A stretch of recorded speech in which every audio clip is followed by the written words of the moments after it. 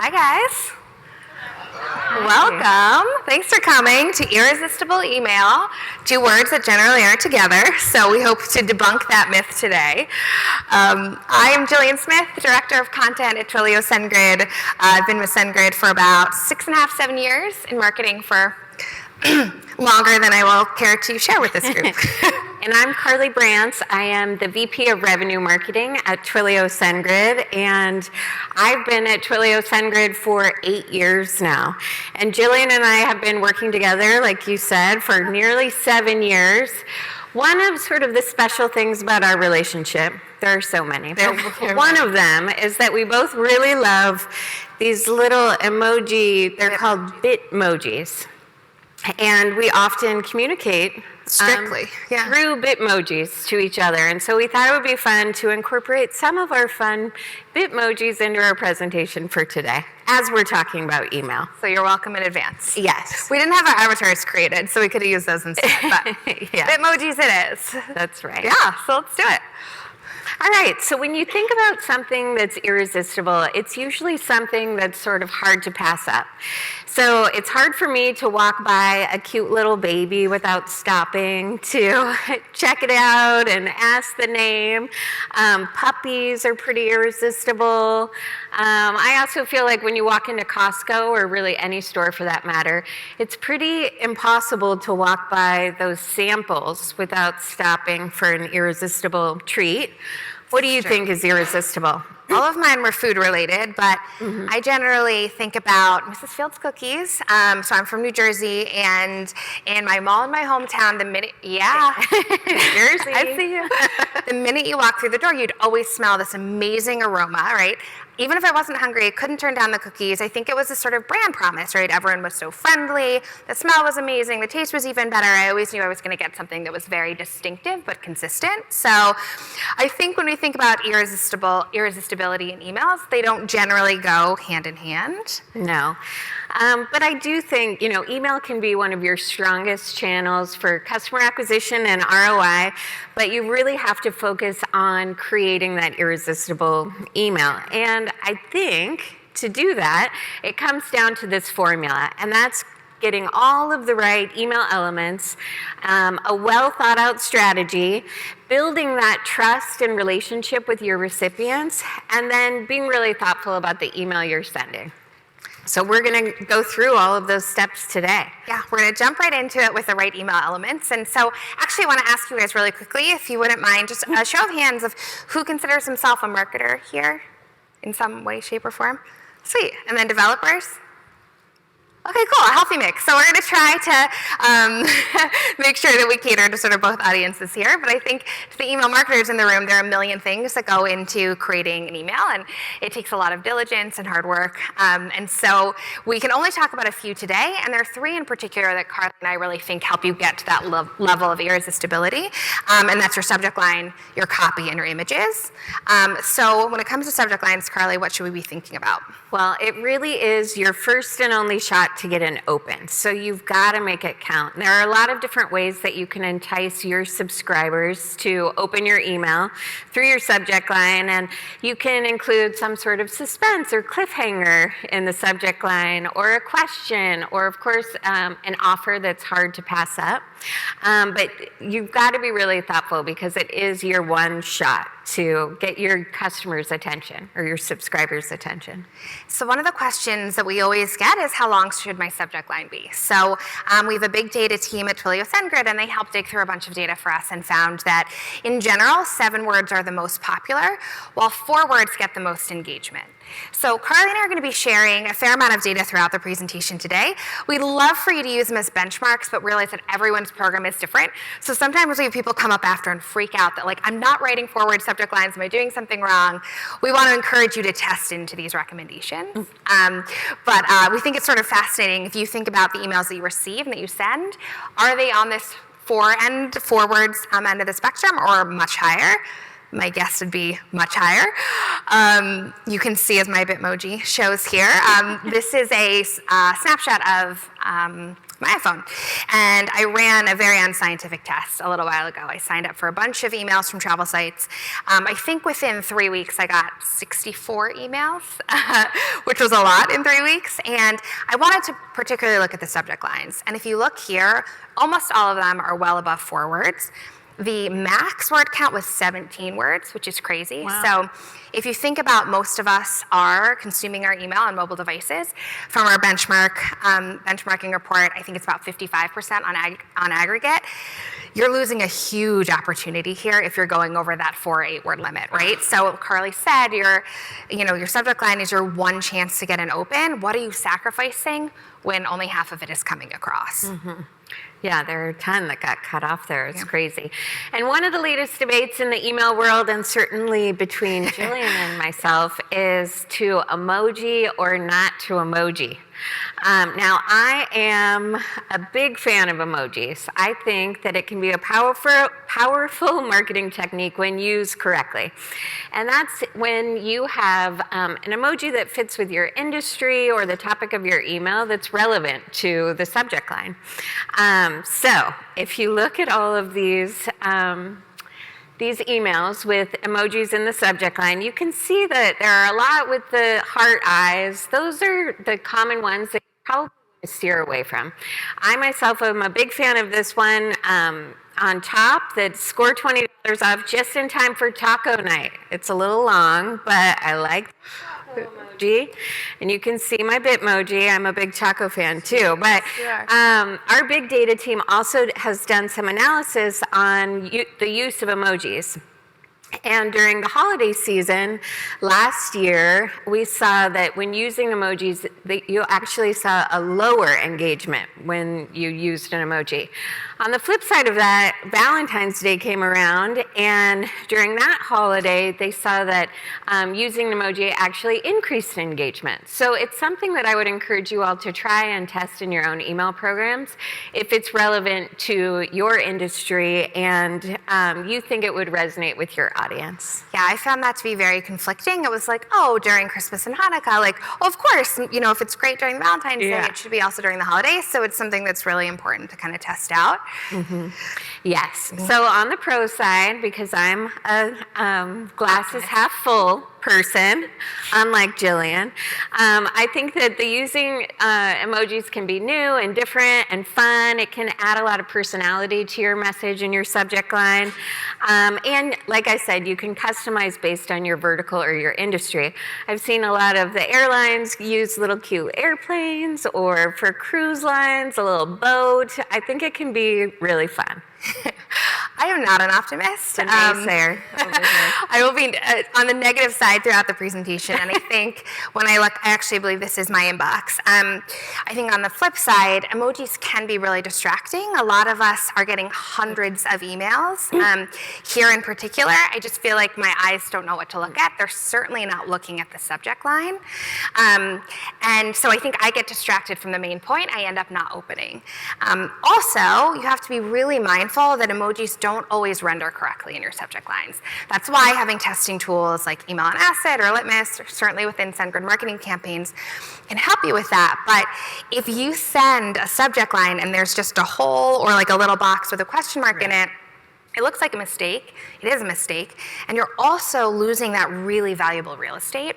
So I think probably because I am a writer and risk averse, I think if you can say what you need to say in a word, you should say it instead of an image.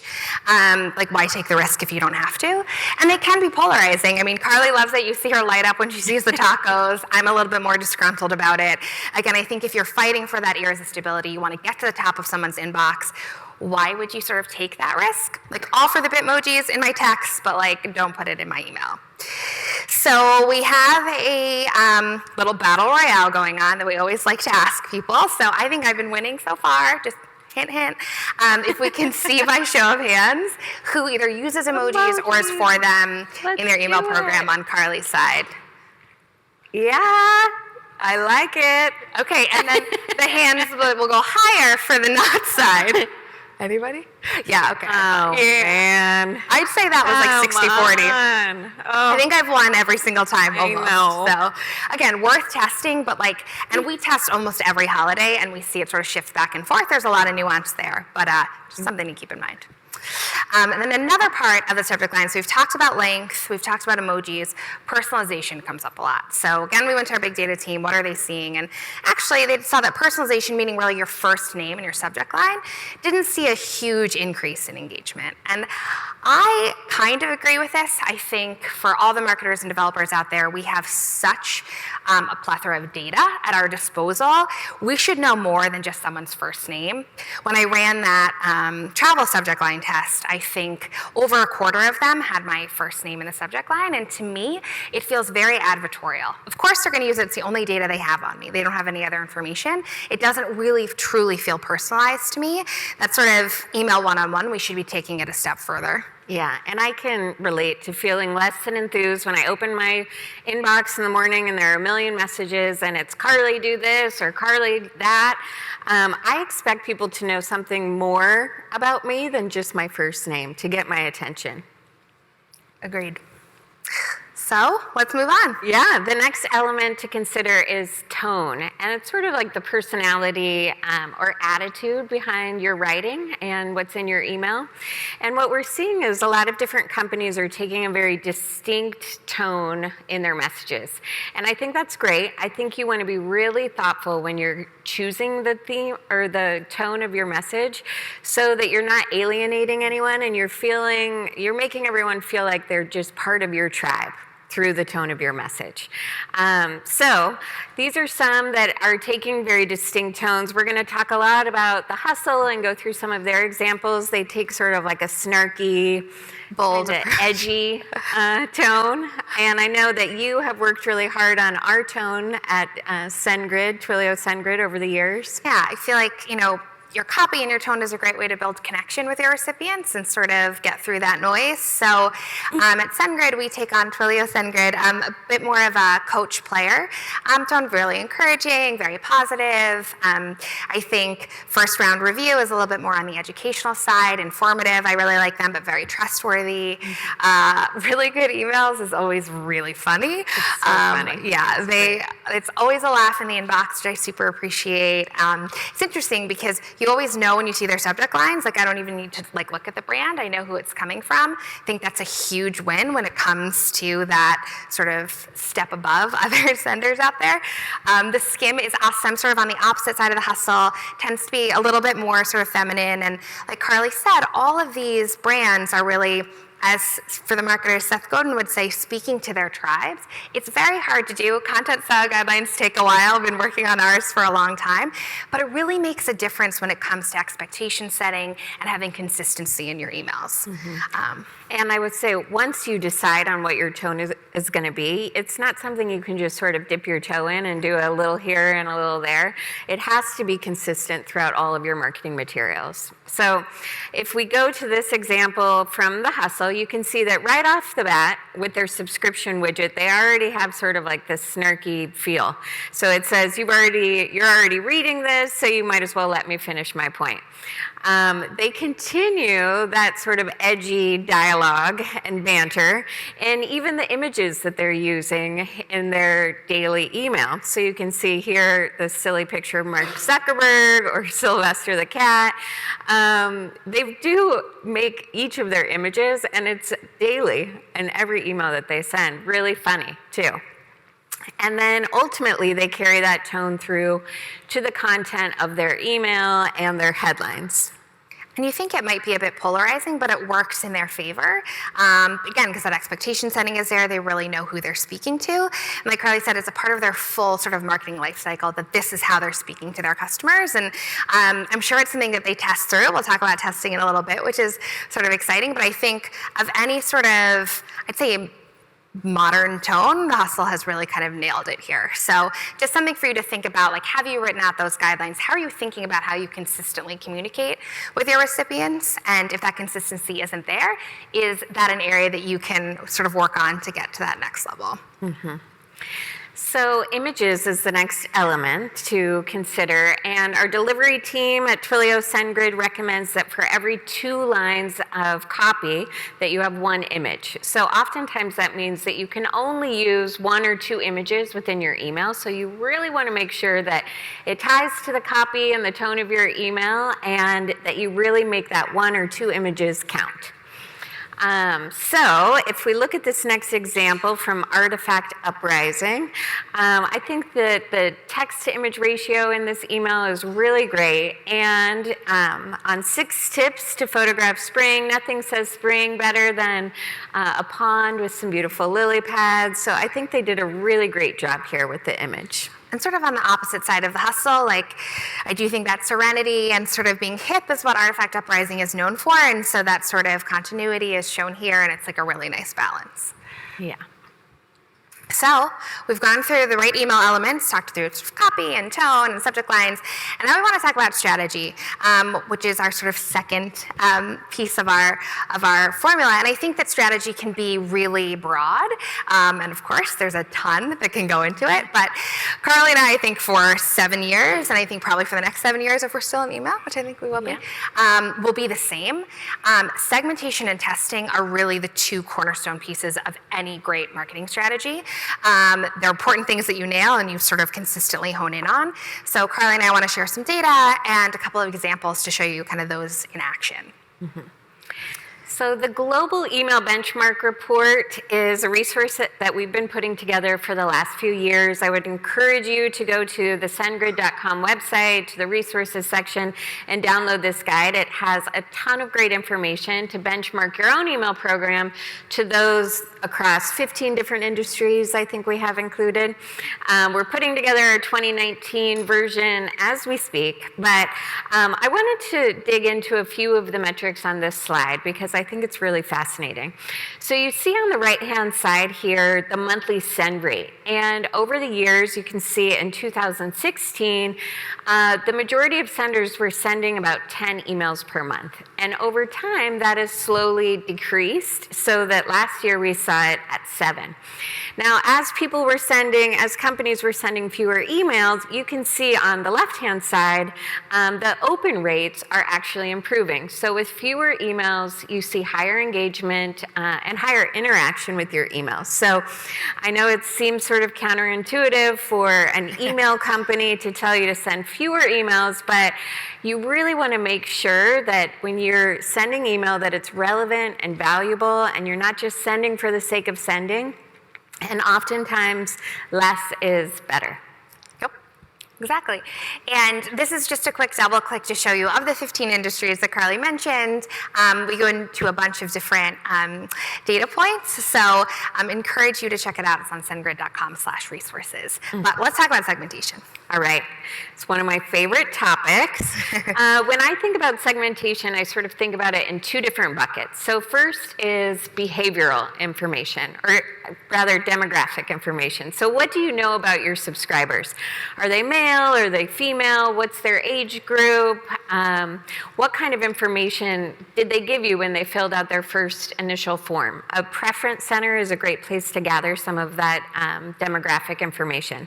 And the second piece is behavioral. So what actions are they taking? What links are they clicking on? What things are they buying? You can take both of those information sets, the demographic and behavioral information, in order to really segment and make the email feel really irresistible and unique to your subscribers. So this next example is from Spotify. Spotify has been a customer at SendGrid for many years, and I am also a very loyal customer of theirs.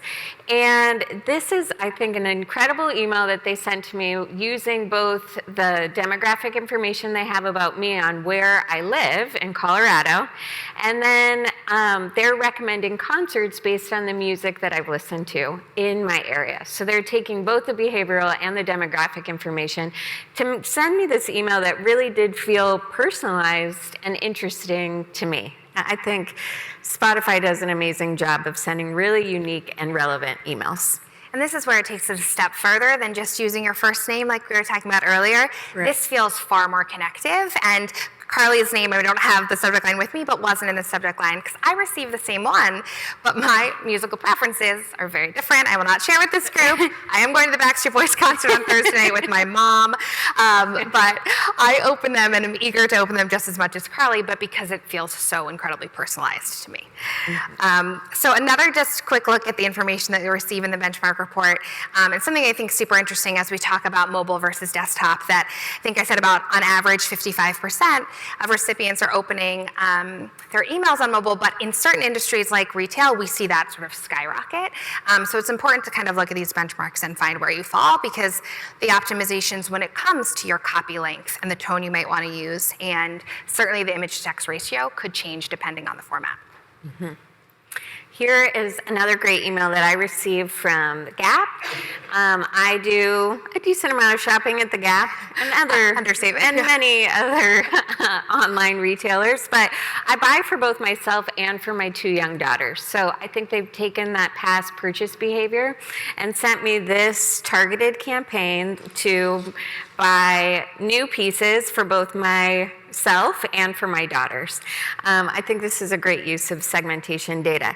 Now, I will warn that another brand that I love, so I won't say the name of it, I had purchased a bunch of gifts during the holidays for people in different sizes than my own for the holidays, and then all of a sudden I started getting emails that are for sizes that I normally would never buy. I was very confused until I realized, oh gosh, they've been using my purchase behavior to try to segment and target me in this special way, but it sort of missed the mark. So this is another great reason to have a preference center where you can have people say, these are my sizes, these are sizes for my family that I might be buying for, and these are other sizes that I might occasionally buy for, just so you can keep that consistency when you're sending the segmented offers. And that also shows when data cannot work in your favor. So you really have to find the balance between what your recipients are telling you and what you're seeing, because you can over-rotate on either side. Definitely. So now that we've talked about segmentation, testing is literally the best tool we have in our toolkits when it comes to email marketing, and generally we're surprised by the results. There's a ton that you can test, and so Carly and I just wanted to share a couple of examples of sort of testing in the wild that we thought were really interesting and innovative, just to get you thinking of ways that you can try them in your own program. So to start out, this is a test that we ran on our monthly newsletter at Twilio SendGrid called The Scoop. And we wanted to show this because it kind of shows the minutia of things that you can end up testing. So on this left-hand side, we were testing just putting the headlines in the images. So you'll see the Grid podcast and introducing teammates from SendGrid included in the images themselves. On the right-hand side, they're typical headlines. I wouldn't think that many people would notice this, but actually, after we ran the test, we saw a 7.2% click-through rate on the left-hand side and 2.3% on the right-hand side with those that didn't have the headlines and the images. For all of you out there, that is a huge win when it comes to a test. For us, when we're looking for those opens, right, and we're like crazy looking at our engagement metrics, that like little changes like that can make a really huge difference. Yes, and here is a subject line test, again from The Hustle, and subject line testing, I am a big stickler for this. I feel like every single email anyone should send should be running an A/B test on your subject line. It's just easy and a smart thing to do. We don't know what the winner was here for The Hustle. I'm going to guess that cat videos, who doesn't love cat videos, was likely the winner. Yeah, and like super weird. Like they're very opaque in their subject lines, but like I think that this is probably one of like hundreds of tests that The Hustle has done, but they've like kind of earned their way into that, which is kind of cool. Yes. So this last one I think is actually super sophisticated from bookit.com. Our colleague Mike received these emails. He goes on island vacations quite frequently. All the time. All the time, using that PTO. And hi, Mike. And so this is testing sort of Mike's sentimentality a bit versus his sort of pocket, his wallet. On the right-hand side, you'll see that they have a bunch of testimonials from other guests, seeing how their experience was. And then on the left-hand side, we're going after sort of the more price-conscious Mike to see if he cares about discounts and pricing. I think this is sort of a fascinating test to run because you're not always going to see this in the preference center. You're going to see this more in your users' behavior and where they're clicking through. So I give Bookit a lot of credit for the sophistication of this. But the one thing we we have noticed as we were looking at this more is that it does seem like Book It is testing several tests at one time. So Right. we have a different amount of images on the right-hand side than we do on the left-hand side, different amount of copy. You want to be really careful with that because anytime you introduce more than one element, it affects the statistical significance of the test. So good to be patient is one thing that we've learned Yes. in our You testing. wouldn't know what was the winning element Yeah. then because there are so many things. Yes. Cool. All right, so last but not least is the right relationship. And I would argue that this is the most important piece of creating an irresistible email. You really want to think about making a connection with your customers. And you can only do that if you have a brand that they really trust, I think. It starts a lot with what we've talked about through the testing, the segmentation, what data are you using, how frequently are you showing up in somebody's inbox. All of that really matters when they're making a choice of what to open and what not to open. And yeah, it comes down at the end to that connection. Like I always remember the Mrs. Fields like cookies smell, taste, the experience. You have to pull it all together to really win that open and that engagement from your Right. students. You want to sort of create the anticipation of like, oh, I know that every time I get an email from the Hustle, it's really funny and I learn relevant information. I'm excited to open this up and I don't want to miss it, just like you don't want to miss the cookies. You guys are learning a lot about me.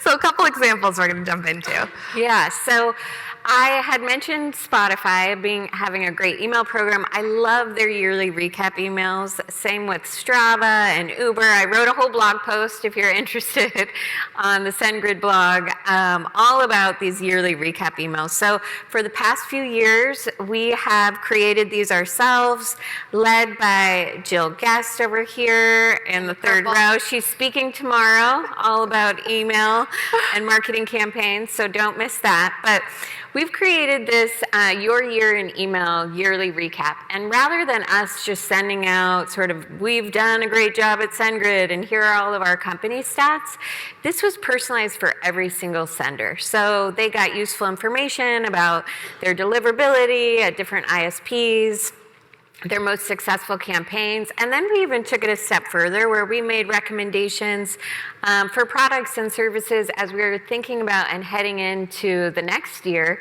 to make it an even better year in email. So I just love this and I'm super proud, and we see a ton of positive comments and strong engagement with this campaign because this is really creating value for your subscribers so they get excited then once they see an email from Twilio SendGrid. So I'm going to bring the vibe down because that was really positive. And explain an opportunity when you cannot build that trust and not have the connection. So recently I was at a coffee shop in New York, and like many coffee shops, went to pay at the sort of iPad with the Square. And by the time I'd got my coffee and sat back down, I had this email in my inbox. And I was sort of furious because it felt like a real invasion of my privacy. There was no opportunity to opt in at the iPad. There was no pre-checked box, which I look for because I'm crazy about this stuff. I actually got another email after I immediately unsubscribed. And I think this is a great example of sort of that breach of trust and not creating that connection. And we have to be incredibly vigilant because of GDPR that we have to have opt-in, we have to have consent from our recipients. If not, it can have a huge issue with your deliverability. I will mass unsubscribe, I've done it before, but it doesn't leave a good taste in your mouth, and it's really bad for your brand advocacy overall too, because people end up talking about it. You want a really engaged subscriber list, even if it's small, you need to grow it the right way. I think this is an example of when that kind of went a little poorly. Yeah. So you can boost this back up. Yeah, well, it's a definite way to get off on the wrong foot. Yeah. On the flip side, on the positive Bring us back. side, yes. Stitch Fix is a service that I use. They send a package of clothes. You can do it monthly, or I do it, I think, once a quarter is how I justify it for each season. Yeah. But they send clothes. This is an email that I got for my birthday, and I love birthdays and celebrating them. this email had sort of a rolling carousel. So these things were just sort of scrolling through, and it was just a scroll of compliments for me. So telling me I'm getting funnier, more radiant, effortlessly chic, and it was just because. It was what I love about this is there's a very small call to action at the bottom of celebrating my birthday with Stitch Fix, but other than that, this is just building a nice relationship and connection with me, so that next time I get something and maybe it's more of a hard sell for something that they're offering, I will be excited to see it and open because they've built that fun connection with me. So how do we go trust? I think the biggest is that give before you take. So that example of your year in review, your year in email, was giving information up front to the users all about their personalized experience, right? Giving something for free, giving extra, we give content resources for free all the time. It's important to do that give before you take, because anytime you ask sort of introduces a point of friction for users. So yeah, put yourself in your recipient's shoes. Yes, definitely. And you don't want to be clickbaity. So that's, putting something in your subject line or in your CTA where somebody clicks through and they arrive at something totally different than what they were expecting. You want to delight your subscribers and give them something that feels like a reward or something special and unique for them. Absolutely. Yeah, build that brand advocacy whenever you can. So what makes something irresistible, Carly? What did we learn? What do we think? I think, having all those right elements, being really thoughtful about your strategy, but more importantly, really building that relationship and trust and connection with your subscribers is so important. Yeah.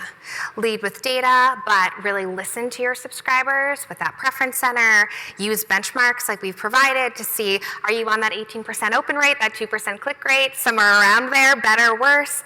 Learn from your sort of colleagues. We say there's a ton happening in email right now that's super exciting. Carly mentioned carousels in emails and a lot of these recap emails. I'm particularly excited about interactivity in email with Google AMP. eBay's doing some incredible things right now with live auctioning in their emails. Yeah. Like they'll change what shows up in every email in real time depending on what's available, which is like crazy to think about. So there's a lot to look forward to and a lot to sort of keep tabs on, I think, which is cool.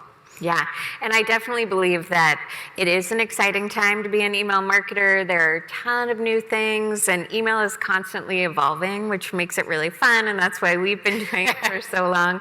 But I do believe that by taking these tips and this formula, you can create that connection with your subscribers and really send email that's irresistible for them. Yeah. And we hope you enjoyed today. This is our contact information. We'll be around. Yeah. Thank you guys for coming. Send great emails. Send us examples. We'd love to see them. Thank you. Thanks, guys.